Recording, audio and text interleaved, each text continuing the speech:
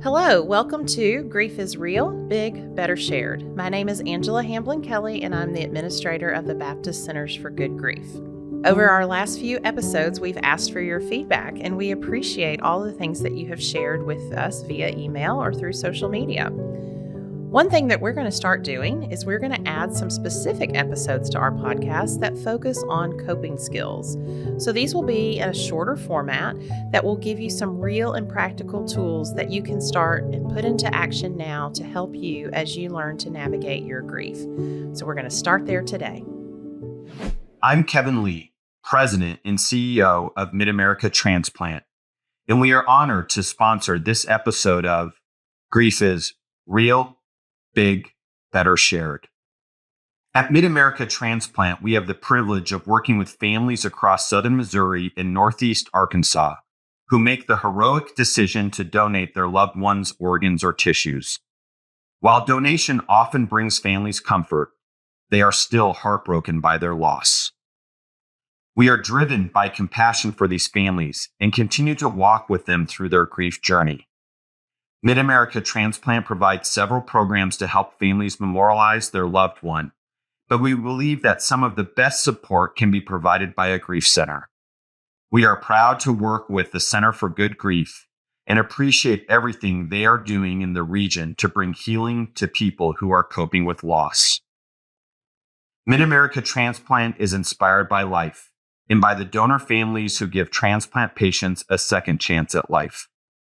For more information about being a donor, visit sayyesgivelife.org. It's so important when we are grieving to think about collecting tools to help us cope. Tools, or coping skills as we like to call them, are things we've used our entire lives to get through tough or stressful times. You may have some really good coping skills that have helped you a lot. You may have coping skills that have not helped very much, or even some coping skills that have caused more stress or harm to you. Not all coping skills are healthy and helpful. And now someone you love has died. You're grieving. Now you might need new coping skills or to recharge some old coping skills. So let's talk about a coping skill that you can do anywhere, anytime, without any supplies. This is actually one of my very favorite coping skills just for that reason, because you can do it anywhere, anytime, and you don't need anything. And I'm very excited to have Lauren, one of our grief counselors, here with me today as we talk about this coping skill. I think it's one that she likes also, maybe for those same reasons, because you can do it anywhere, anytime, without any supplies. But today we're going to focus on mantras. So thanks, Lauren, for being here today. Yeah, thank you. I'm glad to be here. So let's just start with, what is a mantra? Yeah, so a mantra is essentially just a word or a short phrase that you repeat to yourself. And they really help a lot with things like focus and concentration, not just for grieving people, just for anybody.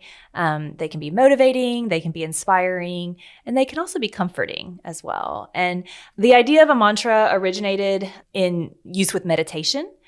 But we like to use it at our center, or use mantras, to as a way of coping with grief. And the reason for that is, I think when the pain is just so intense and when things feel so overwhelming and it's hard to know, okay, what is the next step I need to take? It can help to just hold on to something that's very simple and very easy, but that's also very powerful and meaningful. So there's so many types of mantras. Let's start with just a single word. Sometimes it doesn't have to be this big elaborate phrase or paragraph or anything. It can just simply be a word. Sometimes people will use words like peace or calm. And a single word mantra is really helpful when used maybe with a breathing exercise. So I'm going to, inhale. And as I inhale, I'm going to say the word calm. And as I exhale, I'm going to say peace, or different exercises like that. Yeah, absolutely. Of course, that would be as the simplest one of all, but it's also, again, it's just so very powerful. It's something you can hold on to. And again, it can be very relaxing, very comforting, like you said, and you can use it in conjunction with another coping skill like a relaxation exercise. I love doing that with my clients. I know when I have felt anxious at times, I've used a single word mantra, and I've really focused on my breathing, because a lot of times if we can focus on the breathing, that'll help relax us as well. And so I have done that where I'm like, okay, what do I need right now? And I need peace. So that's how I come up with the single word. So I'll inhale, and then as I exhale, I'll just say peace with that, in my mind, and helping bring that to me. And so again, mantras are something that can be done anywhere, anytime, without any supplies, and it can be as easy as one word. Mm-hmm. Absolutely. Have you heard I was trying to think of other one words that maybe people have used before. I know definitely peace and calm. I've had people just use serenity, like especially if the serenity prayer was important to them, but they didn't, they couldn't maybe say the whole prayer. They just wanted to focus on that one word. Yeah. Sometimes people will actually use the word breathe. It's just a reminder of this is what I'm focusing on. Mm-hmm. And this one wouldn't probably be used as much in a relaxation context. It might be more of kind of a inspiring one, but maybe just the word strength. Mm-hmm. I'm holding on to this word strength. And of course, we've talked many times about how we define strength in a grief context, maybe a little bit differently than the general population. That strength is not necessarily stoicism, but doing that hard work of grief. And so even just that one word can be a reminder of your own. Absolutely. I love that. What's another type of mantra that you've helped people use? I really like for people to use a phrase that helps them to just be a little bit kinder to themselves.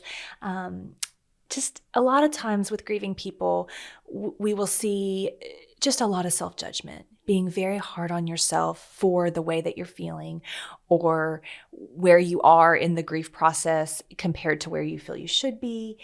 And so I really like to use mantras with my clients that help them to just give themselves permission to be where they are with their grief. And so some examples of that might be feelings are neither right nor wrong, they just are. Another one is tears are a sign of courage, not weakness. And that kind of goes back to what I was saying before about how we define strength. One of my favorites is it's okay to be exactly where I am. I love that one. When I think about that one, I think of this one client I worked with years ago. She had lost her adult daughter and she was raising her grandson. And she had always just been a very high achiever, a very goal-oriented person. And so one of the things she struggled with a lot was, being there for her grandson and feeling as though she was taking care of everything and doing it in the right way. And she put a lot of pressure on herself that she was, grieving too much, grieving too hard, not moving quickly enough through the process. And this was a phrase that she was really able to hold on to. It was very helpful for her. Actually, even a couple of years after she quit coming to see me, she wrote me a card and she told me that this phrase, she still holds on to it. She still says this to herself. And so it's, I think, just very validating for people. It can be very calming. And it really helps people to be able to focus on taking care of their grief, which is what we want. We're not trying to rush through it. Absolutely. I love that. It's okay to be exactly where I am. Yeah. I like to use mantras for myself, but also in working with clients to help when things are overwhelming and for them to feel more manageable. So we know that with grief, you can just feel everything changes. There are so many changes, so many stressors, and it can just easily be overwhelming in our grief. And so I think sometimes when that happens, people don't know where to start, right? They're like, there's just so much, I don't know where to start. And so I think mantras can be helpful with that. And some examples of that are one step at a time, even one day at a time, 1 minute at a time, or focus on the here and now, focus on right now, focus on today. I was actually with a group of people this morning. That's what I said, we're going to use a mantra right now that we're here today. We're just going to focus on today, because we know with grief, it can get overwhelming thinking about, 2 weeks from now, or thinking about the holidays that are going to be coming and things like that. So I think mantras can really help us stay grounded and make things into more bite-sized, manageable pieces when they're feeling overwhelming. Absolutely. And, I think with grief, we just see so many ups and downs. And so sometimes mantras really help us to get through the downs. There's a wave-like nature to grief. Mm-hmm. And sometimes it helps to just hold on to something to help us get over those big waves. And so examples of this might be things like faith over fear, this too shall pass, or this is a season. Now, when we say those, we are certainly not implying that we ever get over our grief. We know that doesn't happen. Our grief does become a part of us. But those intense moments or those intense times don't always stay that intense. So when we say this too shall pass, we mean more the intensity and the difficulty of that pain. One of the ones I really like is I can do hard things. I was thinking about a client I've worked with, and this one really was very helpful for her. I had the privilege of getting to speak with her. I saw her when she was young, about a preteen, and then I had the opportunity to speak with her when she was a young adult. And she told me that she still tells herself, I can do hard things because, as we know, life is hard outside of our grief. Other stressors come up, other things come up that, people are faced with. And what she was able to kind of fall back on is look at what I have already lived through, and I'm still thriving. I'm still doing okay. That means I can handle this too, whatever this new thing that has come up.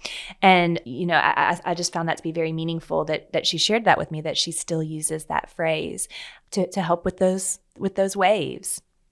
I love that. I love that she still uses it. We have mantra sticks in our counseling rooms, Yes. and we encourage clients to look through them and find one that speaks to them. And it's always amazing. There's always a mantra that jumps out at someone, whether it's these that we've already mentioned here or ones we're going to talk about, or even encouraging you to think about, what is something that can be helpful to you, whether it's a phrase or a word. But it's amazing to see how our clients always identify with something, because we need that when we're grieving. We need the kindness and compassion to ourselves, and we need that self-talk is really a powerful coping tool that we need, is to reassure ourselves, because grief makes us feel like we're going crazy, that we are not doing well. Grief kind of lies to us sometimes and tells us, that we're just failing at all things. And this mantra, coping skill that we're talking about here today is really powerful, and it comes from that place of self-talk. And it can be really one of the most helpful things we do. Yes, absolutely. Another one that I really like that I think kind of falls into this category is I'm forever changed, but I'm not broken. And this one I have found, of course, it's helpful for people on an individual level, but I have also seen some families use this one, and so they change it to we are forever changed, but we are not broken. And it really becomes a source of strength for them as a family. And it just helps to unify them in the face of this difficulty. I think it's really helpful for, a lot of times we hear from people who are caring for children who are grieving, and their fear is that this experience will break them, that they will, be destined to carry on down a dark path. And this gives them that hope that they can hold on to, that, children can be resilient, children can experience grief and continue to thrive and live fulfilling lives. I love that you said that one, because when I speak about grief, that is always in my language is you are not broken. We are not broken. We are grieving. We feel broken because of many of the things we've talked about in previous episodes about how grief shows up in our bodies and in our minds and through our feelings. We feel broken, but we are not broken. And that is one thing that people repeat back to me whenever I'm out speaking. They'll say that again, we're not broken. And so that is a very powerful mantra of I am not broken. And I like the addition though of the however I am forever changed. Yeah. Absolutely. Again, it just gives you permission that yes, there are changes. That doesn't mean I'm broken, right? But it does acknowledge that your grief is big. And it acknowledges the reality, which is a really important thing for us to do when we are grieving, is to acknowledge the reality of that death and acknowledge the reality of our grief, but we are not broken. Yeah. And of course, we've seen people too who find it helpful to use maybe quotes from scriptures or religious texts. If their faith is something that's very important to them and comforting to them, then that, of course, is it's like a lifeline that they can hold on to, that mantra. Absolutely. I think there are so many ones from religious texts and spiritual sources that people use to help connect them to their faith, which we know for some people is a really helpful coping skill as well. And so that can be a scripture, or it can be something from a reading, sometimes people will say, my pastor said this. And again, it's finding those moments when you maybe hear things or see things and they speak to you, that can become your mantra. Mm-hmm. Absolutely. And it doesn't always have to be super serious. Right. I personally love the ones that are humorous. Mm-hmm. I just think, when we're experiencing the heaviness of grief, we're not trying to, avoid it all the time with humor, but sometimes humor just adds a little bit of levity that is needed. And what I have also found is that it can help with the people who are supporting you. Yes. So if you maybe have a group of friends and they're not really sure what to say or how to respond, sometimes using a humorous mantra. So for some examples might be, just keep swimming from Finding Nemo, or from Shrek, better out than in. And of course, we mean it in a different context. We mean it more like that we want to express our feelings. We cannot keep our grief bottled up inside. But there's tons of things out there. A lot of times, people find support through, group texts or social media. And then, people will respond maybe with funny memes or things like that, again, you're looking at a short word or phrase, but sometimes that can actually be just it gives you something to hold on to. And sometimes people will, maybe even I've known people to print one out and post it up somewhere, just as that reminder, and just something that it is helpful, but it's also, again, it gives that little bit of levity. And that's what we were saying at the beginning, that coping skills change as we change, and we know that our grief changes. And so our coping skills, therefore, have to change with the grief. How we're coping, the first day after a loss is very different than 10 months later or 3 years later, but you still need coping skills 10 months and 3 years later. And so those will change. And I love that about the humor. I love mantras that are funny, but that may not feel like what is right, when you're in your first week or so of grieving, but mantras can change, and they can change with you. So, you may need one that is maybe more spiritually driven for a while, and then you may find all of a sudden you're using a humorous mantra, and then you're back to, I can do hard things. And that's the thing about coping skills, is that they change with us as our grief needs change. So we're not suggesting that you're just going to get one mantra and that's going to be it for your entire grief journey. You're going to need to change that mantra out as you change. And that's what we really hope with this episode, is that you can really identify a mantra that will be helpful to you. Maybe it's one that we've said here. Maybe you need to go Google some, or maybe you already have another one. And we would love for you to share those with us. You can always email me. You can share them with us via our social media. But we really do think, as you know from our podcast, Grief is Real, Big, Better Shared, it's so much better to share these and to share your journey of coping. And again, how your mantras have changed and evolved as your grief has changed and evolved. Yeah. Once you find one or more mantras that you really like, there's a number of things you can do with them. But the ultimate goal is that you want it to be a repetitive reminder. So like I said before, some people write it down or print it out or something, and they put it somewhere where they can see it often, like maybe their bathroom mirror. Or I've known several people, especially I've noticed this a lot with my teen clients, will like to make it the lock screen on their phone. You can tell it to a family member or a friend who can, remind you of it in those times where they're supporting you. And you can also, as we said before, use it as part of a deep breathing exercise, or, some other coping skill. For example, like if you find exercise to be helpful, maybe there's something that you tell yourself as you are running, or as you are moving, or as you are doing your yoga, or whatever it might be. I'm a sticky note person. I've put my mantras on sticky notes. I've put maybe the sticky note on my computer at work. I've had a sticky note on my steering wheel because for me driving, I had to be very focused on driving and not letting my grief seep in there. And so that was helpful.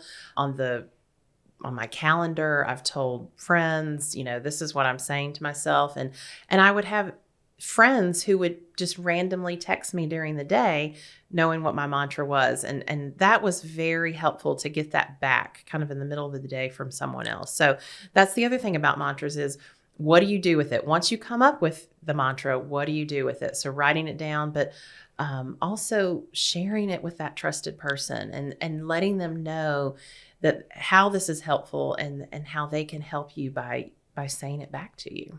I really love that, because we know that grief is not something that we are meant to go through alone. And sometimes the people in our lives, they want to help us. They're not really sure how. And this is one way of communicating that to them. So we challenge you, listeners, to think about a mantra. Think about where you are today.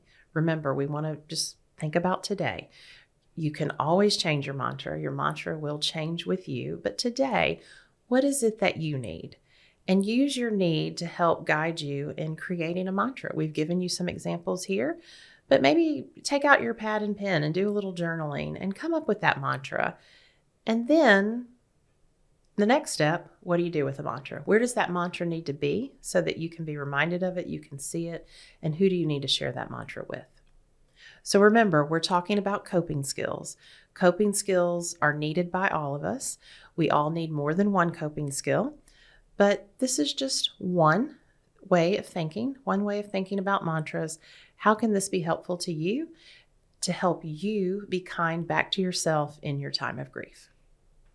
Grief does heal. Let me say that again. Grief does heal. But like we've said, grief demands attention and care. It also needs support and patience. Remember that your grief is a reflection of your love. You are not alone. The world is full of many grievers like you.